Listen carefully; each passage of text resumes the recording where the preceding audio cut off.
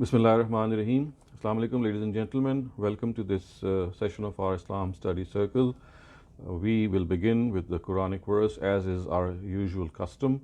The verse which has been selected is the 25th verse of the 57th surah, which is Surah Hadid. It says, وَأَنزَلْنَا مَعَهُمُ الْكِتَابَ وَالْمِيزَانَ لِيَقُومَ النَّاسُ بِالْقِسْطِ. And with these messengers we sent down our book, which is the judge between right and wrong, so that through it people are able to adhere to justice regarding to what is the truth. So this particular Quranic verse actually tells us the purpose of divine books.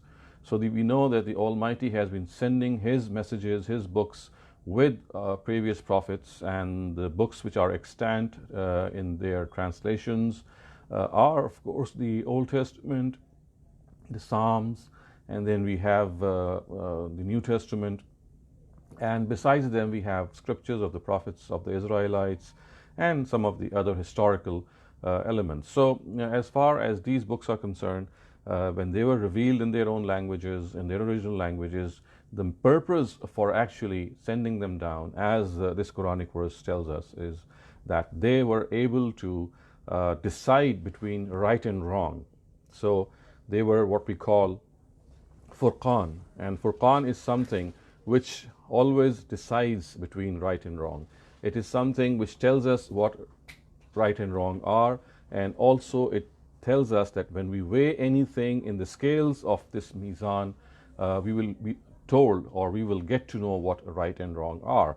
So this is of utmost importance to realize that just as God's messengers deliver the truth, so with some of these messengers, God sent down His books so that these books were able to guide us, and not only guide us, also tell us that if there is a difference of opinion amongst us regarding religious issues, then we need not go to any place except the Book of God. The Book of God, it was meant to resolve all our differences, and it did so. And because of the fact that it did so, we have to understand that whenever there is a religious debate, whenever there is any religious opinion in which we are not being able to form the right opinion, or maybe we are discussing and differing over each other, then we have to go back to the Book of God. It is the Book of God which is going to tell us right from wrong. It is the Book of God which is going to guide us, and not only guide us, it is going to actually let us know that if we would like to follow the dictates of the Book of God, then what is the right path to do so. So it is of essential importance that we refer all our differences to the Book of God. And you know what? There is another thing which the Book of God says. The Book of God says that there are many differences which we will never be able to resolve. And we have to understand that. And this makes us also tolerant of the other party, or the other group, or the other section, because we must realize that at times there are age-old differences, and they are so deeply rooted that they cannot be resolved. And look what the Almighty says about such differences. It says, يَفْصِلُ بَيْنَهُمْ يَوْمَ الْقِيَامَةِ فِي مَا كَانُوا فِيهِ يَخْتَلِفُونَ. That there are a number of things which God will decide ultimately and judge on the Day of Judgment. So let's not think that whenever there is a difference of opinion, we'll definitely be able to resolve it. That's not the case. That's not always the case. We can refer it to the Book of God. We can refer it to the Mizan, as these words say. But it's not necessary that difference of opinion shall always stand resolved. The Quran says that this is something which you have a reference point, but then there are so many differences in which you have to maintain yourself, and you have to accept the other person. You have to be tolerant of the other person's view. He or she may be of any opinion, of any denomination, and we have to understand that these differences will be resolved one day by the Almighty. And before that happens, we have to accommodate each other. We have to let each other know that we are human beings, and as human beings we can falter, and as human beings we can be people who are able to present their own views, and at the same time accept the fact that we can be wrong and the other person can be right. However, in the times of God's messengers, what the Almighty does is that in their lifetimes, He makes the truth so evident, so blatant, that none can deny it, except if they adhere to stubbornness or obduracy. So the book of God and the books of God, the way they have been sent down to us, their purpose was always, always to decide these differences. And we have the same, exactly the same verse for the Old Testament also, the Torah. The Torah has been regarded as the Al-Furqan, just as the Quran has been regarded as Al-Furqan. The purpose of both these books was to decide between right and wrong. The purpose of these books, as long as they remain, will remain the same. The only edge which the Quran has is that it is preserved in its original language. The Quran is found in its original language, still with us, not in the translation, but in the original words of God, and hence we can refer back to it and decide our differences and resolve our differences. At the same time, we have to be aware of the fact that previous books of God, they also were books of God. They came down from the same God. They had the same guidance for us. They had the same guidance vis-a-vis our articles of faith and good deeds are concerned. There could be some differences in the Sharia. However, the Sharia, as we know, evolved according to the circumstances of particular civilization or era. So this is of essential nature that we understand and realize that whenever there is a difference of opinion, it is not a Peer Sahab, it's not a Hazrat Ji, it's not some Pandit to whom we have to go and ask what the final opinion is. The Quran says that it has been revealed by the Almighty as a scale, as a balance, and hence it is the Quran that we need to go to. And this is of utmost importance. If we don't refer to the Quran, if we don't go to the Quran, we'll end up in areas, we'll end up in scenarios which will just let us wander about in the labyrinth of so many views.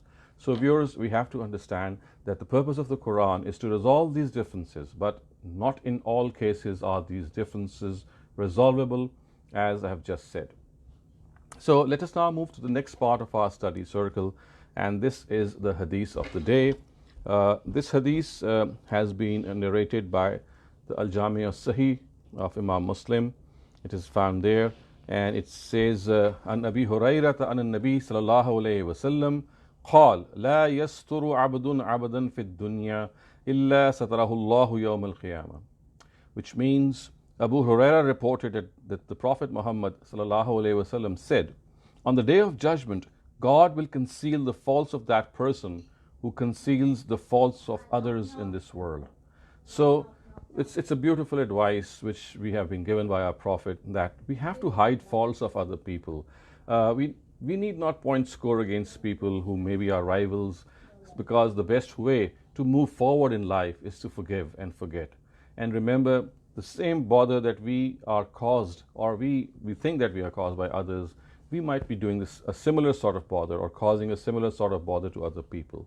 So the best policy is to forgive and forget as far as possible. Of course, when it is said that the best policy is to forgive and forget, there are instances, there are exceptions in which forgiveness at times is not warranted, and it makes the person even more adamant on his evil or her evil. So there could be exceptions, but this is just a general rule in which if there is some room for forgiveness, then the Quran has said at a number of places that it is best to forgive that person, and realize that as human beings, as earthlings, we are weak individuals, and we need clemency, we need mercy, and that mercy is ingrained in us, and the only thing that we need to do is to invoke it at the right time.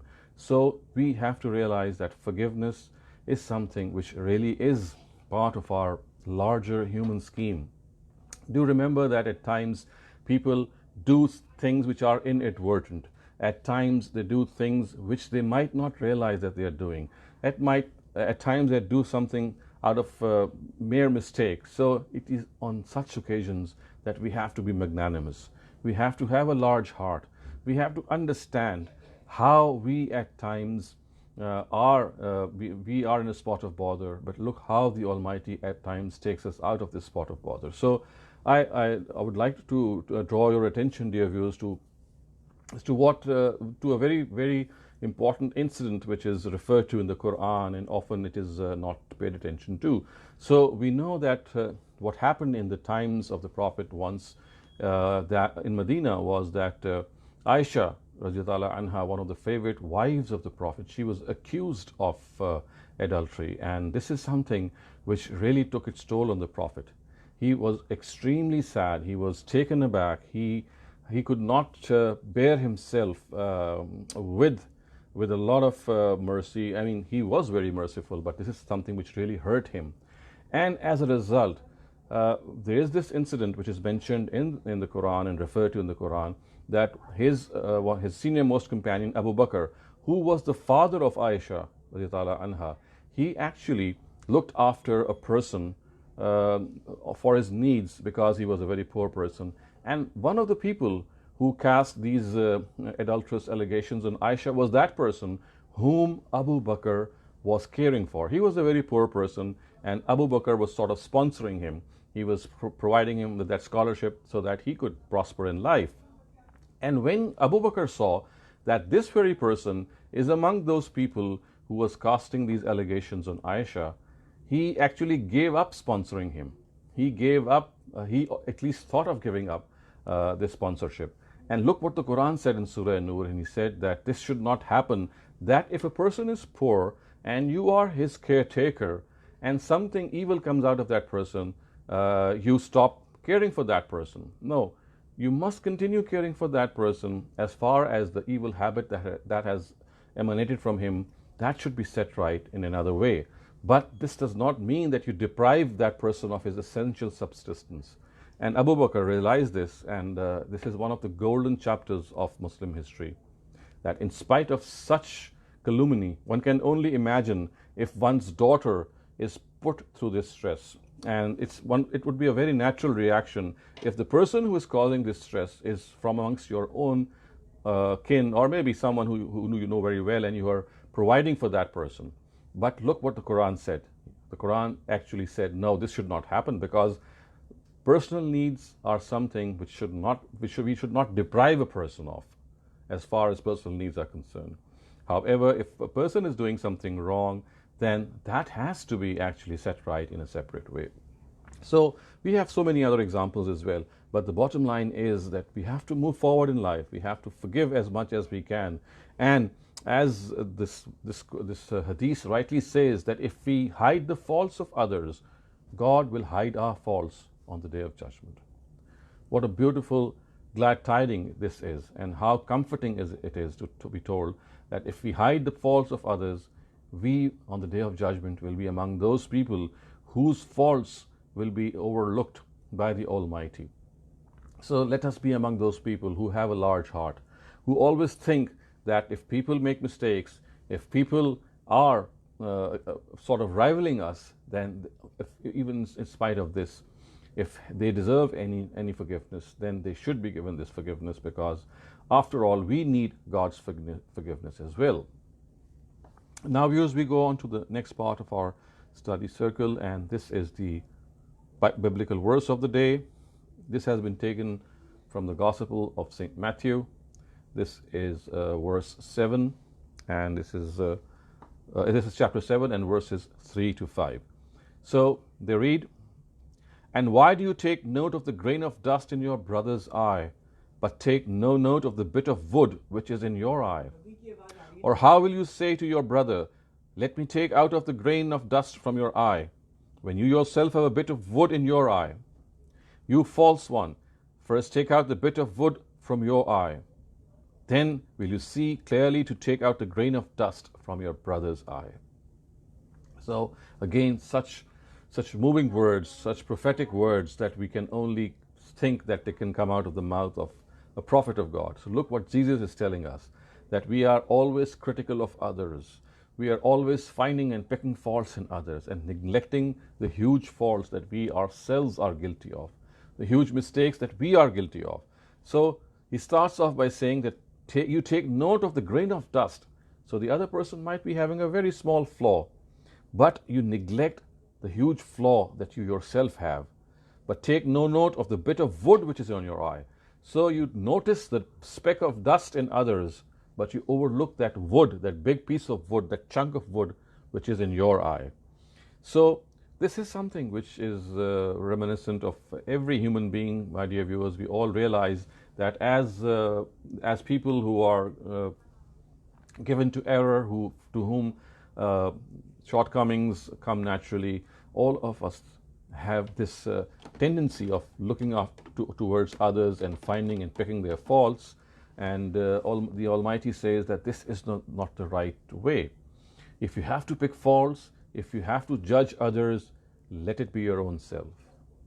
We as human beings have this rollicking tendency of looking at other people, always trying to find faults in other people, always trying to be curious about other people vis-a-vis in the negative way. But then the Almighty tells us that this is not something becoming of a human being. We, instead of staring at others, instead of actually telling other people that you have done something wrong or you have done something bad, of course there is a method to that. That can also be done. But let's concentrate more on our own faults. Let's concentrate on our own selves, because the best way to change the world is not to go out and start changing people. On the other hand, it is to start changing your own self, starting with your own self, and perhaps ending there as well. Because if each person takes care of his own self and maybe his immediate surroundings, we can well imagine how beautiful a place this earth would be to live in. So we have to concentrate on ourselves. We have to pick our own faults. We have to judge our own selves, because it is here that we have the complete data. We don't know what other people are passing through. We just see what is apparent from them, and this appearance can be misleading. What is apparent is not always what is the truth, and it is a habit of us that we don't go deep down, we don't research deep down, and we pass on things that we might not even have proper access to. So we must practice what we preach. We would not like ourselves to be judged, so let us not judge other people. Let us not make them realize that we have this binoculars and this telescope always ready for them, so that whenever they do something wrong, we just pounce on them and point out these flaws, because as I said, that this is not going to take us anywhere. And also at times, as I said, appearance is misleading. What is apparent is not always the truth. So we have to mind our own business. And of course, this does not mean that we don't have to say anything good to other people as far as we can. No, in our own circle of influence, in our own circle of authority also, wherever we can, we have to lead by example. The best way to correct others, or the best way to at least make others attentive of their faults, is to lead by our own example, is to present to them, not through our words, the corrective procedure, but through our own actions. If we have some flaws and we start correcting our flaws as well, we present a living example of this correction to other people. And if we present this living example of correction to other people, we very well know that this is going to really have a very strong effect on other people. Now we go on to the next part of our study circle, and this is a section that we generally discuss or have short views on.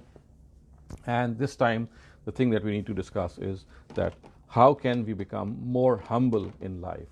So as you can see or imagine that one of the best ways to tackle a habit or inculcate a habit in us is to look at its opposite and try to curb its opposite. So you see, if you want to have a positive fault or a positive attribute inculcated in yourself, one of the ways to go about doing it is to look at its opposite. So the opposite of humility is arrogance. So it is arrogance that needs to be checked. So if we start keeping our arrogance in check, humility will come automatically. Human beings are born humble, I would say. It's this arrogance that gets the better of them. He or she would like to think or present himself in a way that is overbearing, that is overpowering. He or she would like to present himself as someone who dominates, as someone who would not allow the other person to even speak.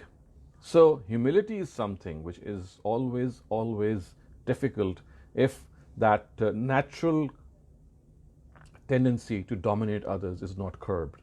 So there are a number of suggestions that we can actually adopt if we want to be humble. For example, one of the ways is that we greet others regardless of who we meet. We could meet someone who is our attendant, someone who is our subservient, someone who is our child or junior to us, and instead of waiting for him or her to say salam or the greeting, let's be the first ones to greet that person. This is like taking the initiative, and it really makes you feel humble that you have not waited for the other person, because the idea is that you break the ice. If you wait for the other person to say salam, of course you would think that, well, I am superior to that person and I expect him to say salam to me first. So we have to curb that. Let's stick out our hands to meet people before they stick out their hands. This is again something which checks our arrogant behavior. And listen more to people than talk to them. Let other people speak. Let them also present their view. Often we don't let other people speak. Often we try to dominate the conversation. Often we present views as if we are the final authority. And many a time we don't even know the ABC of a particular topic, but we start behaving as if we are the know-alls. So we have to be humble in our approach. And the biggest humility is that as soon as we are made attentive to our mistake, or someone draws our attention that we have made some mistake, then we immediately apologize. We immediately say sorry to that person, of course say sorry to God as well. So humility is something which teaches you to accept your faults. Humility is something which teaches you to remain down to earth and to not pose what you are not. Let's be what we are. And if you want to be someone better, then let's actually become better instead of posing to be not what we are. So humility is something which is a difficult thing. We have to fight constantly for it. It's not something that as soon as you are able to conquer your arrogance once, it will remain, that the conquest will remain with you. No, this is a constant battle in life. The power to dominate other people, or this instinct to dominate other people, comes to us naturally. We want to dominate people wherever we go. We want ourselves to be shown superior somehow. And the Almighty in the Quran says that if anyone has any right to arrogance, or if anyone has any right to become or present himself to be superior, it is him, because he is the creator of all. And look what Satan did. The first and the foremost sin that he committed was that he was arrogant before God. Aba wastakbara. He showed istikbar, which means that instead of remaining a humble creation of God, he stood up against God and challenged God. So these are some of the tips that I wanted to share with you, that we have to be people who are to greet other people as soon as we see them. We stick out our hands. And also one of the things that can really help is that if we don't take credit of things that we have done. Because when we start delineating what we have done or what good we have done, it often ends up in a show of pretentious piety from us. So let's stop claiming the good things that we have done, because if these good things remain between us and our God, this humility will stand intact. And if we start showing off these good things before others and claiming credit for the good things that we have done, because after all we're doing these good things for God, and He already knows what the good things that we are doing. We don't need to inform Him. So if we start informing other people and taking credit of things that we do, it's like at times it becomes flaunting your own piety or your own graciousness or your own righteousness. So we have to be careful and we have to be watchful. And as I said, this is a struggle that we have to carry out. This is an effort which is to be done 24/7, 365, because the will to dominate and the will to feel superior or to express ourselves as superiors and forget that humility is always luring us. It's always there. It's not going to go away however much we may become pious. It can just break ourselves anytime. So we have to be careful about that. So viewers, with these words, we end this study session as far as the content is concerned. Now, if you have any questions, please raise your hand. I can see Mr. Mushtaq. Please go ahead.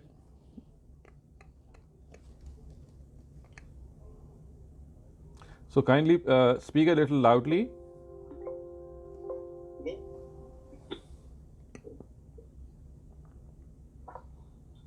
Dr. Shehzad? Yes, I can hear you now. Please go ahead. Okay. My question is about your including Bible verses today. Okay. The prophet, all his life, struggled with the Jews and Christians, and he never mentioned that go read Bible, follow Quran. But you are promoting the thing he fought all his life.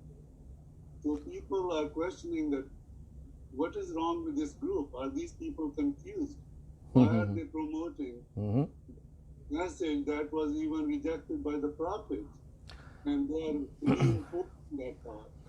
If they are discussing religion, why don't they include other religions, other world religions, Buddhism, Hinduism, and many others? Why should they not be included? Right. So I get your point, and this is something very important, and I think that you have raised it at a good time so that I could explain my point of view. So first of all, there is no authentic narration which tells us that the Prophet stopped people from reading the Bible, or he stopped doing so himself as well. There is a narration which is attributed to Umar, but that is not authentic at all. In fact, if you refer to the Quran, if you read the Quran, you will find the God himself telling us when the Quran was being revealed that Injil is something which has nur in it. You have to decide your affairs, O people of the book, according to your Injil. It says it has hidayah in it, it has guidance in it for the people of the book. So the Quran's own praise for a Bible which existed in its own time. So could you let me, if you let me complete, maybe I can make more sense by the end of my own answer. So first of all, the Bible was not in the same shape the way it was revealed in the times of the Prophet. Whatever had been done to it by the time the Bible reached the Prophet. And still the Quran, at that time when the Quran was being revealed, it praised the people of the book who read the Bible. It actually called the Bible the Furqan. So if you read Surah Baqarah, you'll find that the Torah has been called Furqan, which means which decides good from evil.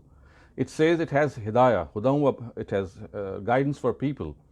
So, and the Quran at several places says, go and see what your own book says.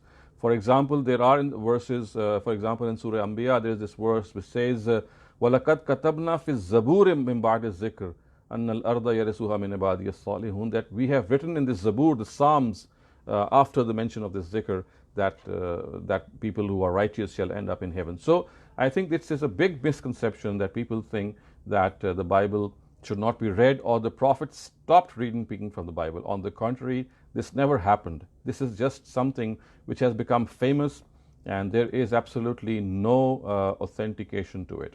Secondly, as far as your question is concerned, that why are we not discussing other religions? So my contention is that we are basically studying divine religions which claim to be divine and which have been revealed in line with the Abrahamic tradition. So we know that Buddhism is not a divine religion. They don't claim it to be a divine religion as such, the way we say. Similar is the case with Hinduism. The way they actually bring it forward now, at least now, I'm not talking about their some of their authorities. So the purpose is to bring out the guidance of the Abrahamic religions, and because of the fact that the Quran has sprung forth from the progeny of Abraham, so it's when we understand the Quran, we are able to refer to the pre-Quranic books which were similar to the Quran and had similar guidance and dealt with similar people. Remember, Abraham's progeny was on one side descended Ishmael, and from the other side descended from Isaac, and both were parallel cousins to each other, and hence they had very similar backgrounds, where they had very similar guidance being provided to them, and they also had something very common with them vis-a-vis their ancestor, the grand ancestor who was Abraham. So this is why we read the Bible, in particular the one that we have today. And also, as I said, that this is not correct, that the Prophet stopped people from reading the Bible. My I understand your explanation, and I more or less agree with it. But the question has been raised that soon after the Quranic version, you are presenting as a next version as a Bible version, as if it's more or less the next in line. It is the next in line. You see, that is precisely the point, that it is the next in line. Well, And the other thing, so you see, another point that is missing perhaps here is that look, when we read the Quran, we always have the original language of the Quran and we have its translation. And the difference here is that in the case of the Bible, we just have the translation. We don't, and I have repeatedly actually explained this, that we don't have the original language of either of these Abrahamic scriptures. All we have is translations in Greek, in Latin, in some of the other languages, and of course in English. So the big difference which people can see on their screens is that for the Quran we have its original text and then its translation. But for the Bible we don't have the original text. So it's a huge difference if people might realize this. Well, what we have, we don't have the original text. What the Prophet had was probably a better text than we did, and he disagreed with it. He said, read Quran. No, sir. So as I said, he never disagreed with it. Look what the Quran says. Musaddiqan lima bayna yadayhi min at-Tawrat. The Quran has come in confirmation of the previous scriptures. It's in confirmations to the predictions of Prophet Muhammad which are found in the previous scriptures. So I think it's just a question of revisiting some of our thoughts and ideas that we have inherited from our parents maybe or our surroundings. The Quran is totally opposite. It tells us that you go and read the scriptures. And as I said, the Prophet never ever stopped people from reading their own scripture. As I said, there is one narrative which is ascribed to the Prophet, to Umar, when he scolded Umar, so to speak, that when the Quran is being revealed, why do you go and read the Torah or you speak of the Torah? And as I said, that's not correctly ascribed to the Prophet himself. And for example, even if it is, let's for a moment consider that it is the correct narrative, then also it has a special context, and that is that when the Quran is being revealed and you have to capture the Quran, for a moment please forget about some of the other books. We have all the time in the world to read them. At the moment, because the Almighty is concentrating himself on revealing a new book, please pay more attention to the Quran. I think that is a very natural thing. I would have done, maybe everyone would have done the same thing, that we know that the previous scriptures are in their previous forms and they're not going to go away, but let's first concentrate on something that we are being given. We have all the time in the world to concentrate on those others as well. But as I said, this is my interpretation, even if that narrative is considered to be correct, and it is not, by the way, correctly ascribed to the Prophet. So I think the big issue here is to revisit our ideas which are preconceived also, which we have inherited from our society, and even if then people think that this is not correct, well, they have a choice to make. We never force people to read the Bible. It's entirely up to them. It's a choice that they have to make. Dr. Shehzad, can I ask a question, please? Let me please ask Mr. Mushtaq if he is finished. Let me finish here. Yeah. What I'm talking about, the comparative religion study is very good. You can compare, you can see where the mutual understanding it, where the differences are. And in the Prophet's time, if he felt that everything was same, he would have said, doesn't matter. Jews, Christians, are all the same. As long as they read their books, there are no differences, there is no argument, no fights. So comparative religion study, even now, is a good idea. That's what moral philosophy should be, that you study all the religion and find where the common truth is and follow that. I agree with that. But here, there is a difference of opinion. Otherwise, the Prophet would not have gone and fought with all these Christians and Jews of the time at that time. And now we are basically giving it the same standard as Quran. So I think that there is another big misconception. The Prophet never fought them because of the fact that they were reading the Torah or Injil. Look what the Quran says, وَلَوْ أَنَّهُمْ أَقَامُوا التَّوْرَاةَ وَالْإِنْجِيلَ. Had the people of the book followed their own book, they would have not been in this shape. So the premise which the Prophet said was that they were not following their own book. It's not that they were not following the Quran. What is happening is that the Prophet actually said that you people are not following your own book, because my predictions of the arrival of my that I will come are found in your own books, and you're not following your own book. So you see, it's not a question of the fact that he was saying that the difference of opinion is because of the book. So on the contrary, it was being stressed by him that they are forsaking their own books. So the reason that he fought with them was entirely different, and that we have explained and discussed a number of times, that in spite of being convinced of the truth, in spite of being convinced in their hearts that the Prophet is a true Prophet and God is one God, they still, out of animosity, out of hatred, out of arrogance, they stuck to their guns and they stuck to their stance. This is what made them fight. Otherwise, as far as the basic truths are concerned, look what the Quran says.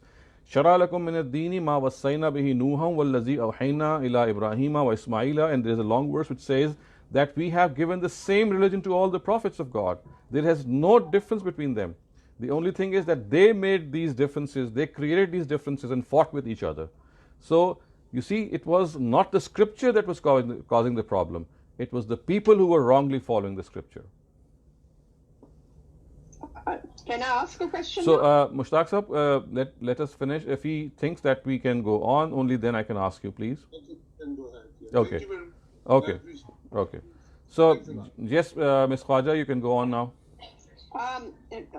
Shehzad sir, I have two questions. One is, when Hazrat Aisha was accused of adultery, could you tell me there was some ayat in the Quran which cleared this totally? And Yes. secondly, I have a question about hadith. Recently, there was a family discussion, my niece and my husband and all, and somehow my niece was talking about hadith, and I said, look, how do you know it's authentic? Hadith is not Quran. And everyone got so worked up, and they said, well, everything is not in the Quran, and what about all the books, these books, the Prophet? And it was just very unpleasant, because this was my young niece, and you know, I didn't know as a khala what to make her understand that, look, you have to make sure it is authentic, and it doesn't mean you don't believe in the Prophet. The hadith is a footnote of the Quran, it's a clarification. So am I right? So, as far as your first question is concerned, the verse is found in Surah Nur. I cannot quote the exact number, but if you just go on Surah Nur, you'll find in the very beginning that the incident of Ifk is mentioned there, and the Quran actually tells people that they have done something bad, and if some allegation was made on Hazrat Aisha, why didn't they say Subhanaka Haza Buhtanun Azim? This is a grave allegation. And in response to this grave allegation, the Almighty actually revealed some of the directives of qazf, which of course, and adultery, which of course tell us that what is the punishment of people who wrongly accuse people of fornication or adultery. So you can find that in the early part of Surah Nur. And as far as hadith is concerned, you see, you just cannot accept other people or ask other people to the way that you think that hadith is. There are so many people who have their own views regarding hadith. At best, what you can do is to make them realize that the Prophet himself never ever asked any of his companions to disseminate any hadith or anything that he actually told him or told them. Otherwise, it would have become their responsibility. The Sahaba and the companions, out of their own goodwill and out of their own intention, because they thought that they have gained something from the Prophet, it's good if they start transmitting it to other people. So a hadith would have become the responsibility of the Prophet only and only if he had said, okay, today I'm going to explain the Quran to you in the form of a hadith, and go and convey this to other people the way you convey the Quran. This never happened. A hadith was primarily the endeavor of the Sahaba and the Tabi'un. They thought, as if it's just very similar, that if, for example, today some wise person is alive and you sit in his company and you see that you've learned a lot of wisdom, you go out and start saying that I learned this from him, I learned that from him. So it's like basically something which came from the volition and intention of the Sahaba. The Prophet never ever asked them to disseminate. On the contrary, he asked them to disseminate the Quran. So one big difference is that hadith is something which is basically history and explanation and the words of the Prophet and alleged words of the Prophet coming out of the Sahaba themselves. The Prophet never ever gave them this responsibility. And the second thing is that our attitude towards hadith is that we have to think that it is the knowledge of the Prophet that we are being passed on. But again, because of the fact that it has been related to us by authorities in a dubious way or a possibly dubious way, so we have to double check it. We have to see whether it is in line with the Quran, whether it is in line with established Sunnah, with common sense, with history, and with so many other established facts of knowledge. And only then do we give it a probable chance of being a hadith of God. So I think what you need to make your niece realize is that the Prophet never ever gave this responsibility. It is the Sahaba who took it upon themselves, and then of course it was plagued with all human errors which can occur in such a transmission. So, Dr. Shehzad, I said to her, okay, look, every hadith is not word of the Prophet like you're saying it, whether it's Imam Bukhari. And what about the first two Hijris, where there were no books? But I think sometimes people, because she lives in Houston, or whoever the scholars she's dealing with, maybe they convinced her. But as I said, it made me upset, and I just said, okay, fine, we can discuss it later when you're less emotional. Right. That's all you can do. Right. But so you can, if you find any difficulty, just give her my number and I'll try my best. Thank you so much. Thank you. So we have Mr. Hasham Qazi. Assalamualaikum. Two questions.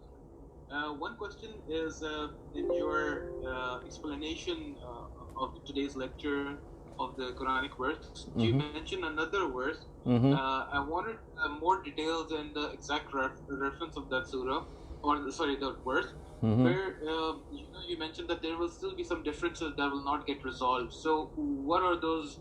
Are there some specific topics that are being referred that they will not get included in this life or in general? So the Prophet never, the Quran has never clarified which exactly those differences would be. But the Quran has said that there are such grave-rooted differences that only the Almighty will be able to resolve them. If you search the word yafsilu bainahum, yafsilu bainahum would mean deciding among them on the day of judgment. Yafsilu bainahum yawm al-qiyamah. So it's like God saying that He would be deciding such matters on the day of judgment, and so don't fret too much. Don't go beyond. So just search for this Arabic word yafsilu bainahum yawm al-qiyamah, which means that God will decide such matters, and you'll come across this context. But and on most cases, in fact almost all cases, it's not that the questions have been pinpointed. It is the attitude that we are being told that don't think that in spite of all of your struggles and efforts you're going to resolve those differences. They're going to still exist. So let them come to me. And making us realize that as human beings, our job is just to discuss and convey, and this decision or the ultimate change rests with God. He might change the heart of the person right there, and He might let that difference linger on until it comes to Him on the day of judgment. Sure. Related to this, just out of curiosity, are there any kamat which are mentioned in the in hadith but are not mentioned in the Quran? Are there what? I couldn't hear you. Are there ihkam orders? None of them. There is not a single mention, because you see, whatever the Prophet himself mentioned or people reported from him were all explanations of religion. Of course, the primary source of that is the Quran itself. So there's nothing extra or beyond the Quran. Okay. I have other questions, but they're out of topic, so let me give chance to other people if they have. So I think you can go ahead, because other people seems to have finished their questions. The question is related to what is the significance of this terminology called ruqya? Because a lot of times, whenever people discuss the concept of evil eye, specifically, there's something that there are some hadiths which says that for the mediate with the evil eye, you should. So basically, ruqya are they are basically prayers and supplications against anything that you are not able to decipher has gone wrong with your own self. So, like for example, the mu'awwizatayn, they are ruqyas. So they seek God's refuge from something that we might find in ourselves that we are not being able to locate that. So those ruqyas are more general. They say, Auzu bi rabbin nas, malikin nas. So I seek God's refuge for such and such things that they should not happen to me. And then in the hadith, the Prophet has taught certain supplications, certain du'as, which are like ruqyas, which bring us in the refuge of God or make us pray to God that God protect me from the evil of various people, and I am a weak person and only you can protect me. So such supplications are called ruqyas. Sure. Thank you. Okay then folks, it seems that our questions have ended also. So with this we also end our session. Thank you very much. Hope to see you next week at the same time. Until then, it is Khuda Hafiz.